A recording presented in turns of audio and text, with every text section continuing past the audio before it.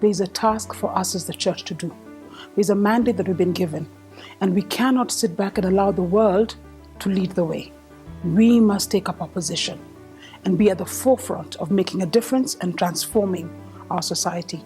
We must stop speaking and possibly take action. We need to move from the four walls of the church building.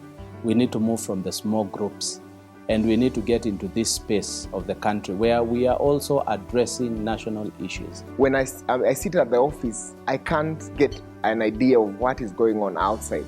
But I think sitting with other people and fellowshipping with other people in a workshop setup, it brings new ideas, things that I wouldn't learn from the office. I'm challenged that the church has potential to do something about what's going on in our country. My highlights for today were actually spoken by Dr. Makanda when he introduced us to the place of formation, where character is formed, where values are formed, where the drivers of change and culture are formed. When it came to the dramas, to dramatize how Kenya will look like in another several years, and it gave me a lot of hope that indeed Kenya will be transformed if we put all the things that we need to put in place. In the next 2 weeks, I'm helping families to appoint and to choose accountability partners for the sake of integrity in their personal lives, and in their family, and in their parenting. And it will begin with me. The next 2 weeks, I can be able to identify the young people who are interested in doing business, and also be able to identify some key successful business people and be able to connect them. I intend to sensitize not only my church but the entire diocese concerning a positive action so that we can have a well-grounded society, starting from the children and the parents and the family.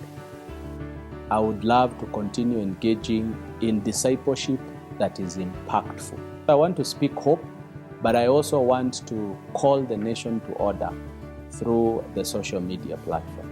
My first point is to make sure that families have a continuous education program.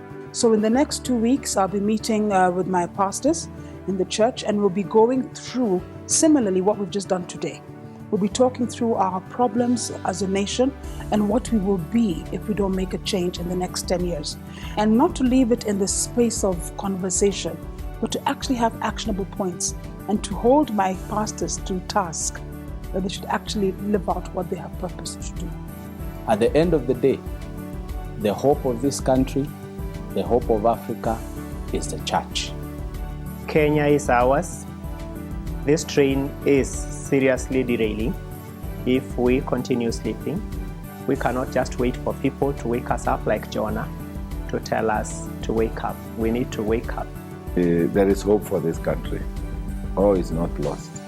God has the best interest of this country at heart. I would wish that everybody in Kenya would be Hesabik card. So that we will take this one as our individual and collective responsibility to take the agenda of Hesabika to the entire nation. If we do that, we shall have the goal of having the best country we can have in this region of the world. In fact, the content that we had today could have been an entire week worth of conversation. And it's that important for us to get it, but then to take what we've understood today into our communities and ensure that people take the time out of our very hectic, busy schedules here in Nairobi and to begin to think through these matters. I want to ask anyone in this nation that we use our platforms for the social transformation of the people. It is time we transformed our concerns into action. It's time we stood up and be counted. Indeed, tunahitaji kuhesabika.